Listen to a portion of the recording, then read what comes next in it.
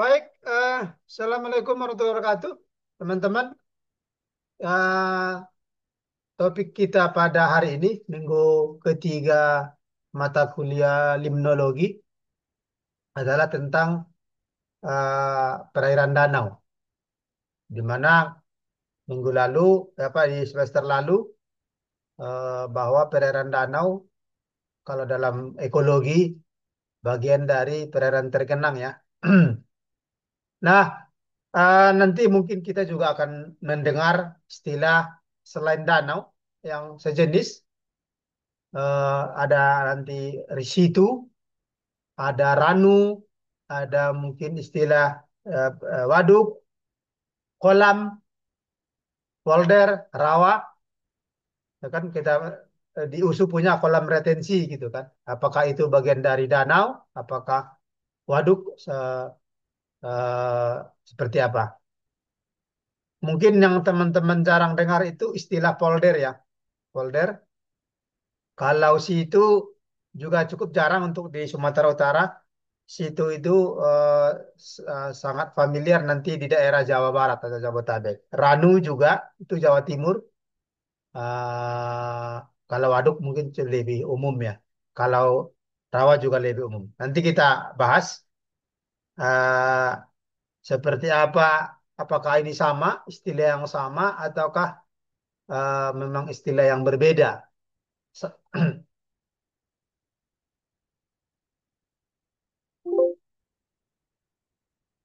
Jadi di pertemuan kita pada tentang topik danau sebetulnya nanti sampai pertemuan ke-7 bahkan kita akan membahas pada hari ini akan fokus pada definisi dan karakteristik danau, nah, situ, rawa, waduk, kolam, ada nanti istilah embung dan istilah kolong. Nanti kita lihat teman-teman seperti apa. Asal-usul danau, model dan bentuk danau, kandungan paras dan pergerakan massa air di danau. Ya, mungkin yang kita dengar bahwa danau itu stagnan ya, diam. Eh, tapi sebetulnya terjadi adanya pergerakan massa air di danau. Apalagi danau-danau besar seperti Danau Toba kita punya, itu pasti ada pergerakan massa air. Dan nanti bagaimana batimetri atau morfometri, dan walaupun lebih fokus nanti di praktikum ya, di bagian yang E. Tapi inilah harapannya teman-teman bisa memahami danau itu dari seperti apa, dari definisi sampai pemetaan. Ya, ini kita apa namanya, mengulang kembali sedikit bahwa kita limnologi, bagian dari ilmu perairan, aquatic science. Kalau di MSP ini teman-teman kita ada dua sebetulnya, aquatic science dan fisheries science. Aquatic science itu yang ya lebih ke lingkungan, ya limnologi, kualitas air, pencemaran, ekosistem pesisir dan lain. Sementara kalau fisheries ya perikanan ya ichtiologi, dinamika populasi, eh, termasuk budidaya dan lain-lain. Nah, di ilmu perayaan itu sendiri ada dua, eh, yaitu limnologi dan oceanologi atau oceanografi. Limnologi itulah yang kita bahas hari ini, apa semester ini, ah, berkaitan dengan perairan darat, wetland atau inland waters. Ya, kalau oceanologi atau oceanografi berhubungan dengan laut atau kelautan, maritim. Itulah yang teman-teman ada juga mata kuliah tersendiri. Jadi ah, kita tekankan kembali bahwa limnologi itu inland waters atau sebetulnya bagian dari wetland, lahan basah. Ya, ini tadi kalau MSP itu ada aquatic science lebih ke lingkungan atau habitat. Kalau fisheries science itu lebih ke biota. Nah, eh, limnologi versus lahan basah yang wetland. Nanti ini istilah lahan basah ini atau wetland ini akan banyak didengar kalau teman-teman terutama di NGO. atau di konsultan. Jadi seperti kita sepakati di pertemuan-pertemuan awal bahwa limnologi merupakan ilmu yang mempelajari karakteristik suatu perairan daratan atau perairan darat yang kita kenal dengan inland waters yang mencakup faktor fisik, kimia maupun biologi serta interaksi yang terjadi di dalamnya. Ya. Nah, perairan darat yang dimaksud dalam hal ini adalah suatu badan air yang berhubungan atau dipengaruhi oleh daratan. Ya, suatu badan air yang berhubungan atau dipengaruhi oleh daratan seperti danau, waduk, air tanah, sumur, rawa, sungai maupun termasuk estuari. Jadi, limnologi tidak terbatas pada sungai dan danau, enggak, ada rawa, termasuk juga pada estuari. Artinya, estuari pun masih sangat dipengaruhi oleh daratan. Memang dia estuari juga berhubungan dengan laut ya, karena dia dipengaruhi oleh pasang surut. Jadi di sini estuari ini ya tumpang tindih antara ilmu limnologi maupun dengan oceanografi. Ya siapa yang dominan, siapa yang paling tidak siapa yang menguasai. Berdasarkan Permen KP nomor 9 tahun 2020, perairan darat adalah perairan yang bukan milik perorangan, yang diukur mulai dari pasang surut terendah dari laut sampai ke arah daratan, sampai ke arah pegunungan segala macam. Artinya tadi pantai dan estuari itu masuk dalam perairan darat. Karena ini juga sudah dikukuhkan melalui Permen KP nomor 9 tahun 2020. Perairan darat di dalam Permen KP ini juga mencakup sungai, danau, waduk, rawa, dan genangan air lainnya yang juga meliputi kolong atau bekas galian atau situ ataupun embung. Jadi ini ya berkaitan dengan definisi atau istilah.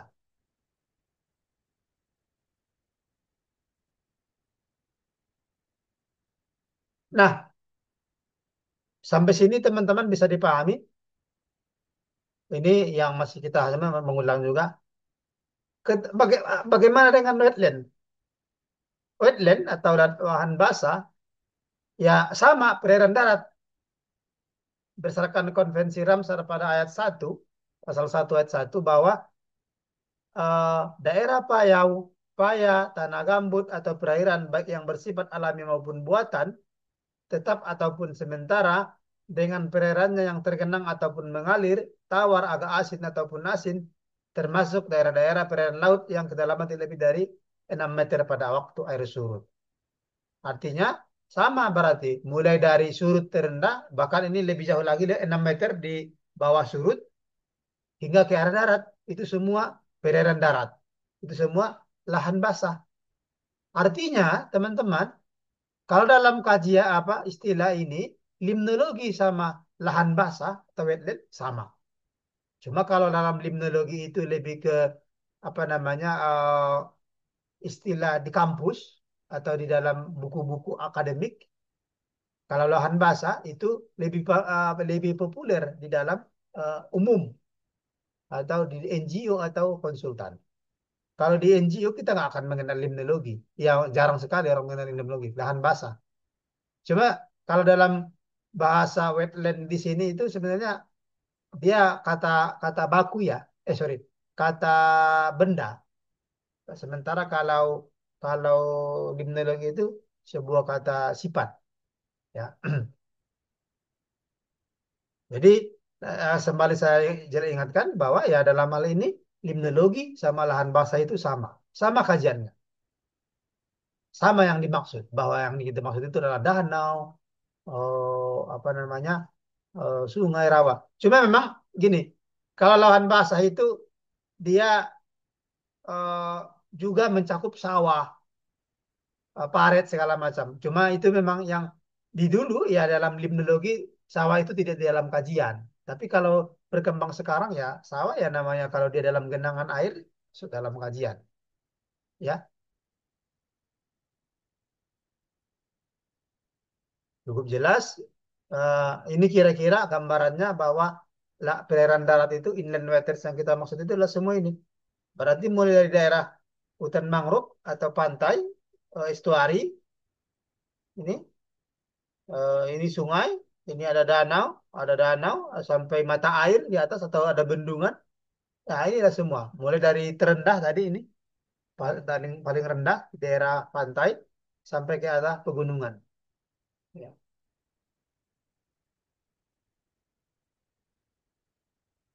Kalau Ramsar itu nanti dibagi tiga oleh dia. Yang pertama lahan basah pesisir, ini pesisir, pesisir artinya dekat dengan pantai. Yang kedua lahan basah daratan, ya, ya daratan kita sekarang, sama lahan basah buatan. Nah, lahan basah buatan itulah ya sawah, ya kan, paret, paret tapi paret buatan ya, paret, kanal. Nah, itu lahan basah buatan. Atau bahkan ada namanya rawa buatan. Rawa buatan itu apa? Kolam-kolam yang dibuat untuk apa namanya mengindikan limbah, mengurangi apa namanya treatment limbah, ya. Ada namanya lahan basah buatan. Ya, atau kalau di kolam kolam lumpur aktif ini, kalau seperti ini ada nih di beberapa pengolahan limbah. Kalau di Medan ada di Cemara, punyanya PDAM. Kolam agak luas, ya fungsinya untuk mengurai limbah atau untuk treatment limbah. Ini beberapa istilah yang digunakan di dalam perairan darat kita. Ada istilah perairan umum, perairan bebas, dataran banjir, flat plains. Ini kalau umum ya semua, mau sungai segala. Ini istilah umum lagi nih, perairan umum, perairan darat, perairan bebas. Kalau dataran banjir ini biasanya ini daerah-daerah di eh, semparan sungai atau di daerah sungai-sungai besar ya. Saluran alami, watercourse, danau dangkal, shallow lakes, ini danau dangkal, ini apa namanya kedalamannya di bawah 10 meter. Kalau di kita Danau Toba ya danau danau apa namanya dalam ya. Kalau ini mungkin danau dangkal di kita yang alami itu Danau Siais, Tapsel, karena kalau di ya lainnya ada danau kecil, ada Danau Pondok Lapan di kisaran, sorry, Danau Kelapa Gading ya, Danau Pondok Lapan itu di Langkat. Atau kalau di Medan tuh yang Danau Siombak atau ala kolam Martubung, atau Danau Martubung sana. Ada waduk juga. Waduk ini ini mungkin kita jarang ya. Kalau ada waduk di tebing yang sungai yang di bendungan itu, perairan Kuala atau Muara estuari ini kita banyak karena sungai-sungai di Sumatera Utara sangat banyak. Kolam kita udah punya kolam retensi ya, kolam retensi itu di apa namanya juga rupanya di Selayang sana kolam retensi Selayang. Ada situ, telaga, ranu. Ini sebenarnya kalau situ ini adalah danau-danau kecil ya di Jawa Barat, Jabodetabek. Telaga Ranu ini juga danau kecil tapi lebih ke mata air, ya. Ini telaga ini diartikan lebih ke mata air. Ada parit, ada rawa buatan. Jadi ya supaya teman-teman tidak tidak bingung ini yang. Nah, kita ke danau. Apa definisi danau, kategori. Nah, kategorinya ada berdasarkan asal usul ya. Ada berdasarkan luas dan volume, berdasarkan kedalaman danau, letak geografis, dan kandungan zat yang terkandung di dalamnya. Jadi nanti ini sudah di minggu-minggu depan ya. Pemetaan dan zonasi juga nanti di minggu depan. Fungsi dan peran manfaat juga nanti bisa di. Definisi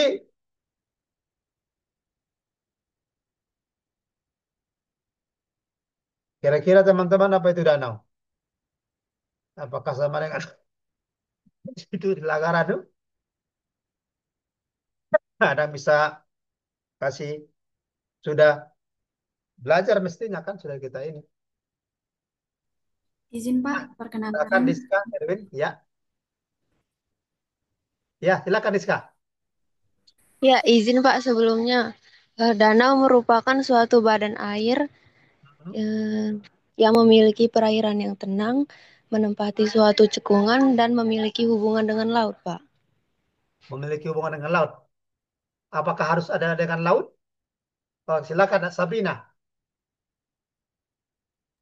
Izin Pak, Ya, danau itu sebagai seluruh badan air yang tergenang dan berukuran luas dan dalam, Pak.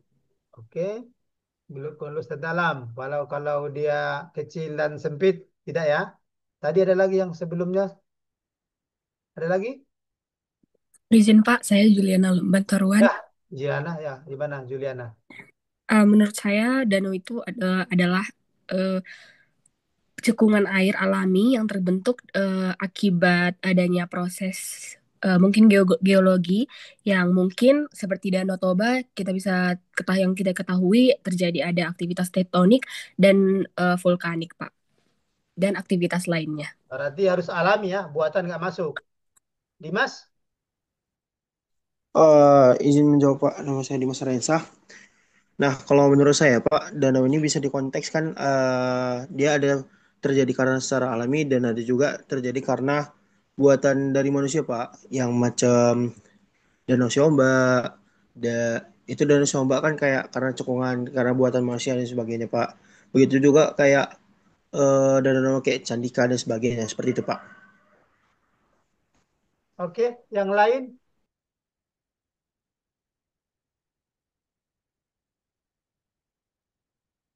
Oke, baik kita lihat dulu definisi berdasarkan beberapa para ahli ya. Forel, Forel 1901. Ya, sebelumnya terima kasih teman-teman yang memberikan pendapat. Ya, nggak masalah. Pendapat nanti kita kita simpulkan nanti. Nah, jadi yang teman sampaikan itu betul. Ya, berdasarkan beberapa definisi yang ada. Forel ini eh, dari Jerman. Dia adalah pertama kali yang menulis buku tentang ada istilah limnologi. Jadi tahun 11, bayangkan tahun 1961 dia sudah menulis buku tentang limnologi. Bahwa dia menyebutkan danau itu merupakan sebuah badan air yang tenang dan menempat suatu cekungan serta sedikit memiliki hubungan dengan laut. Serta sedikit memiliki hubungan dengan laut. Ini tadi yang disampaikan oleh si apa yang pertama tadi ya. Nah, ini pertama kali dikemukakannya masih istilah-istilah eh, masih belum umum mungkin dana waktu itu. Tahun 1952, Welek mendefinisikan danau sebagai seluruh badan air yang tergenang dan berukuran luas dan dalam. Ya, karena ya di benak dia waktu itu ya danau besar berarti. Sementara ternyata masih ada danau kecil. Walaupun sebenarnya Welek ini gini, dia sudah mendefinisikan dua antara sekaligus danau, rawa dan kolam. Ya, kalau dia menyebutkan kalau danau itu adalah badan air yang tergenang berukuran luas dan dalam. Kalau dia apa dangkal dan sempit itu masuk diartikan dia adalah kolam, pond, ya. Tapi kalau dia luas dan dangkal, itulah istilah rawa. Di sini ada tiga. Kalau luas dan dalam diartikan sebagai apa danau. Tapi kalau luas dan dangkal itu rawa. Nah, kalau sempit ataunya sedikit dan dangkal itu disebut dengan kolam. Tapi kalau dia sempit tapi dalam, nah belum ada berarti definisinya kemana kan nggak masuk kan nggak ke kolam bukan berarti karena harus dari dangkal ke apa namanya ke ke rawa dia harus luas ya. Nah, makanya definisinya makanya nanti kita ini kan supaya semua masuk. Kak, Anda pernah mendengar situ apa nah Danau Linting, sorry, Danau Linting di Deli Serdang sana lupa nama daerahnya. Dari dari dari Deli Tua ke dalam sana ada Danau Linting, nggak luas. Dia paling sama kayak kolam perpus. Sekitar pernah kita sekitar ini 2000 seperempat hektar lah. Kecil kayak kayak kolam sebetulnya. Cuma di dalam. Tapi memang dalamnya pun kita belum tahu ya. Karena waktu itu kita melakukan morfometri pengukuran tuh belum jadi karena panas. Ini kawah kayaknya. Bukan kolam. Nah, itu apa? Kalau berdasarkan weleh ini kan, makanya ada kelemahan. Nah, Sinonji Indonesia ini dari LIPI ini sekarang BRIN. menulis buku Danau Nusantara, mendeskripsikan danau sebagai lahan cekungan di daratan yang terisi air dan tergenang sepanjang tahun, yang dapat berbentuk baik secara alami maupun buatan. Nah, jadi teman-teman, definisi danau adalah mendekati ini. Jadi, yang pertama, kata kunci pertama danau adalah apa?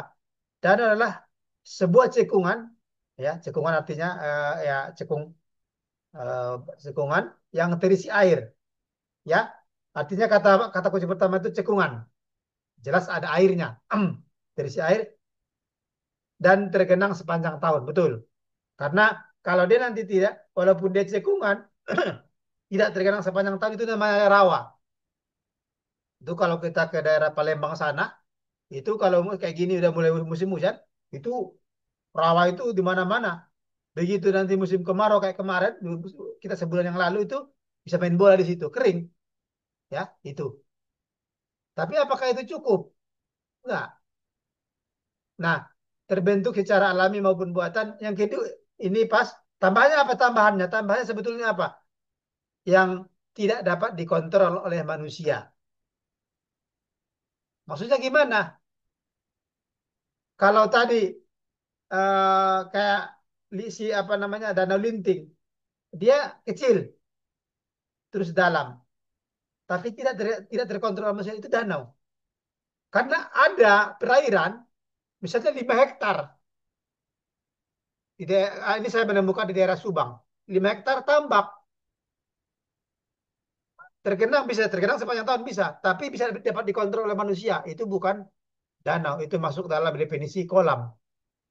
Ya, jadi tambahan dari definisi danau dari ini aja yang kita pakai. Sebuah lahan cekungan di daratan yang terisi air dari sepanjang tahun terdapat terbentuk baik alami maupun buatan dan tidak dapat dikontrol oleh manusia.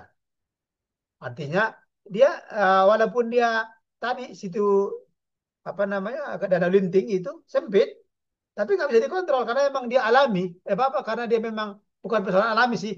Bisa aja juga dia dulunya apa kayak kolong ya, kolong tadi kolong itu apa namanya bekas tambang karena sudah terisi air, itu kan dapat kita kendalikan kan, itu bisa dianggap sebagai bagian dari danau. Cukup jelas ya teman-teman ya. Jadi definisinya nanti ada paling tidak 3 kata kunci lah ini. Cekungan, terisi air, tergenang sepanjang tahun dan tidak dapat dikontrol. Kalau buatan atau tidak buatan itu nggak masalah. Ya, jadi sebetulnya bisa bisa alami, bisa buatan.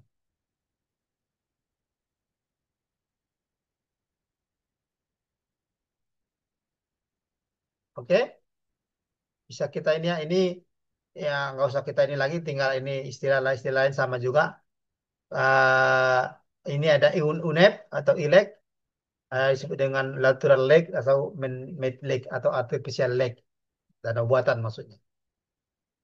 Kalau Ramsar mendefinisikan sebagai danau ini lebih alamin ya. Kalau Ramsar itu dia danau buatan itu dianggapnya bukan danau, sama kayak apa namanya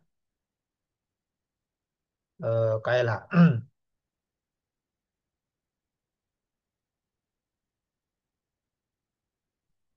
Cukup jelas ya teman-teman ya tadi definisi danau ya. Ini sering keliru ini nanti kalau udah lewat. Nah, ya jadi danau itu bisa buatan, bisa alami. Danau buatan kita itu danau Siombak itu buatan. Atau kolam retensi atau kalau dianggap nanti jadi misalnya nah kolam retensi USU kalau itu tidak dapat dikendalikan itu masuk bagian danau tapi bisa kalau dapat dikendalikan karena memang sudah ini apa terkontrol ya itu kita sebut dengan kolam ya tapi kalau dia tidak dapat dikendalikan ya masuk dalam kategori danau.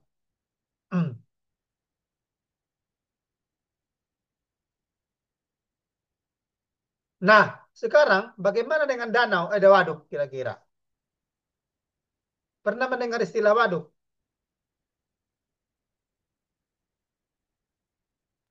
Pernah Pernah, Pak. Pak. Nah, Pernah, Pak. kalau waduk kira-kira sama dengan danau.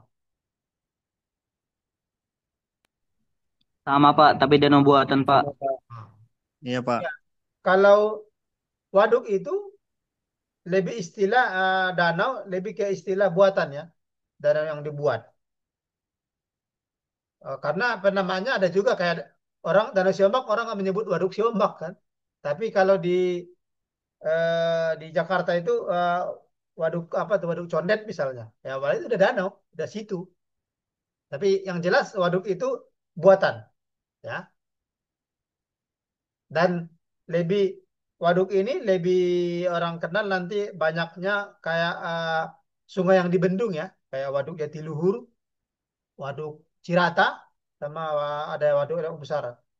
Di kita di Sumatera Utara waduk lagi dibangun tuh di apa namanya Laut Simem ya, hulunya Sungai Sungai Percut atau Sungai Denai. Nah inilah gambaran kalau waduk itu kira-kira. Artinya dia buatan yang ya fungsinya tentunya lebih ke ada dua sebetulnya ke irigasi dan listrik atau PLTA. Kalau waduk itu dibangun. Nah inilah yang saya maksud. Jadi inilah beberapa yang tipe yang sama dengan danau. Apakah itu situ, ranu, waduk, kolam, polder. Jadi teman-teman situ itu lebih diartikan kepada apa namanya danau kecil ya di situ di Jawa Barat. Kita nggak mengenal. Ranu juga sama. eh, Nanti kolam, polder, rawa, polder ini sama sama seperti embung ya. Ini yang tujuannya sama sebenarnya sama kayak waduk juga, tapi lebih ke berfungsi ke eh, pengendali banjir. Jadi ini pertama, paling tidak saya membuat apa namanya, dan ini ada dalam buku kami, buku limnologi, membuat 11 karakteristik yang sebagian sama, sebagian beda. Contoh, dari segi bentuk, bahwa kalau danau itu ya ada yang bentuknya tidak teratur, ada yang bentuknya teratur. Ada yang teratur bulat, kalau di Danau Kawah misalnya. Ada yang tidak teratur, di Danau Toba. Jadi nggak bisa kita ini kan juga danau alami itu teratur tidak teratur, nggak bisa. Karena ada yang teratur, ada yang tidak teratur. Wah, bagaimana dengan waduk? Waduk secara umum tidak beraturan. Ya, kalau waduk yang bendungan ya, karena begitu dia membendung sungai kan dia banyak alur-alur segala macam, bentuknya tidak beraturan. Rawa jelas bentuk tidak beraturan. Nah, kalau embung atau folder ada yang teratur, yang tidak. Tapi secara umum kalau embung atau folder itu eh, apa namanya teratur ya, dia segi empat, bulat gitu kan. Ini kalau ini embung polder sama kayak atau kolam ya. Kolam tangkaplah sama ini. Apakah kolam dalam bentuk kolam budidaya atau kolam yang kayak kolam retensi kan misalnya. Sebenarnya ada satu lagi di sebelah sini. Kolong. Kolong itu bekas galian tambang. Ya. Tambang apakah pasir ataukah tambang emas segala macam. Ini satu lagi di sini nih. Nah, apa namanya? Lupa di sebelah sini. Nah, dia bentuknya seperti apa? Dia juga bentuknya tidak beraturan, ya. Jadi kita ada satu, dua, tiga, empat, lima ini, sorry. Ada kolong nanti sebelah paling akhir. Yang kedua, luas. Danau itu ada yang kecil, ada yang besar. Ya, jadi bukan berpatok pada besaran kecil danau itu enggak. Karena ada yang kecil, ada yang besar. Ada yang kecil tadi yang saya sebutkan eh, apa namanya? Kayak apa? Beruntung, Pak. Daun linting tadi ya, kecil. Ada yang besar. Kita punya Danau Toba. Bahkan kalau Danau Baikal di apa sana Siberia sana atau Danau Laut Kaspia yang lebih luas lagi kan. Kalau waduk umumnya besar. Waduk itu besar. Rawa ya ada yang kecil, ada yang besar. Kalau embung rata-rata kecil. Ya kategorinya kecil itu maksudnya. Kolong juga kecil, kecil-kecil dia. Ya. Yang berikutnya kedalaman. Kalau kedalaman itu eh, danau juga ada yang dangkal, ada yang dalam, ya. Yang dangkal ada yang danau-danau eh, bahkan kalau di luar negeri danau ada kedalaman sampai 3 meter rata-ratanya. Ada. Ini misalnya danau-danau namanya dengan coastal lake atau shallow lake tadi, danau dangkal. Kalau kita danau dangkal yang saya ketahui itu ya paling 3 meter, ya kolam Martubung misalnya kan. Danau Martubung. eh, Kalau Danau Siombak itu masih lumayan ya 10-an meter bahkan ada 20. Siais di bawah 10 meter. Nah, kita punya danau yang dalam, Danau Toba sampai 500 meter, 500 meter kan. Waduk umumnya dalam, didesain dia dalam. Ini rata-rata di atas 50 meter ini. Kayak Waduk Jatiluhur itu 100 meter gitu. Rawa itu sangat dangkal. Rawa-rawa ini dangkal. Satu, 2 meter, bahkan maka dia setengah meter aja. Cuma dia kedap air jadinya. Embung atau poler juga kategori dangkal ya. Paling-paling 5 meter, di bawah 5 meter lah. Ya. Kolong, bagaimana dengan kolong? Kolong ada yang dangkal, ada yang dalam. Ada yang kalau dia kayak apa namanya sampai 10-an meter kan. Kalau dia ngeruknya bulat. Yang berikutnya frekuensi penggenangan. Frekuensi penggenangan ada yang tergenang sepanjang tahun. Ini sorry, kalau dana itu wajib tergenang sepanjang tahun ya. Karena apa? Kalau dia tidak tergenang sepanjang tahun itu masuk ke kategori rawa. Di sini salah satunya bedanya dana sama rawa. Kalau rawa tidak tergenang sepanjang tahun. Kalau dana wajib. Waduk juga.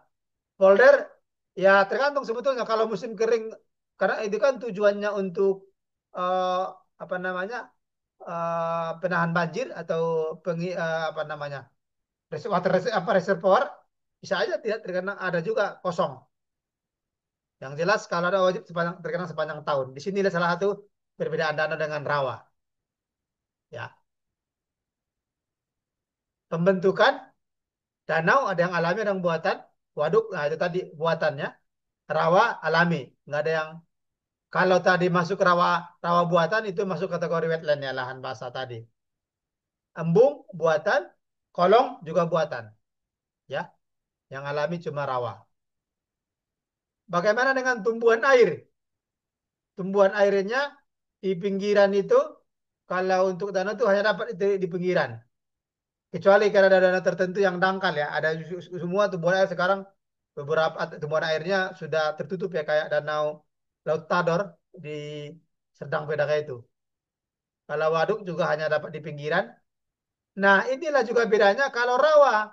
Rawa itu tumbuhan airnya itu tidak hanya di pinggiran, terdapat juga tengah-tengah. Jadi air tumbuhan, nah gitu dia. Itulah rawa. Karena di dangkal juga kan cuma paling 1-2 meter. Kalau embung atau poler kadang ada, kadang enggak. Kolong umumnya tidak ada. Bagaimana dengan sumber air? Kalau danau itu ya mata air, air hujan, dan air bisa juga air pasang surut. Ini kalau danau-danau pasang surut kayak danau Siombak ya. Atau danau anak laut di Singkil, di kampungnya Pak Rohim. Waduk dia dari sungai. Kalau rawa dia dari ya rawa banjiran dari sungainya ataupun dari pasang surut. Kalau embung dari hujan. Ya, embung. Ah, kolong mata air atau dan hujan nanti. Dinamika perairan lebih statis, kalau waduk dia lebih dinamis karena ada faktor sungai. Rawa juga lebih dinamis karena dari pengaruh oleh pasang surut atau air hujan, apa banjir, awal banjiran. Kalau embung lebih statis.